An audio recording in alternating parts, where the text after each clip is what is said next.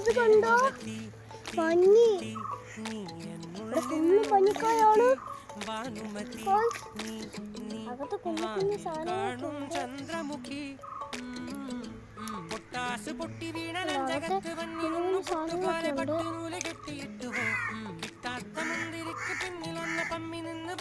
ഇതുകൊണ്ടാണ് നമ്മൾ പഞ്ഞി ഉണ്ടാക്കുന്നത്. ഈ ചെടിയെല്ലാം കളഞ്ഞിട്ട് നമുക്ക് വെക്കാം. ഓക്കെ, അപ്പോൾ ചെടിയെല്ലാം കളഞ്ഞിട്ട് നമുക്കപ്പം ഇനിയും തപ്പം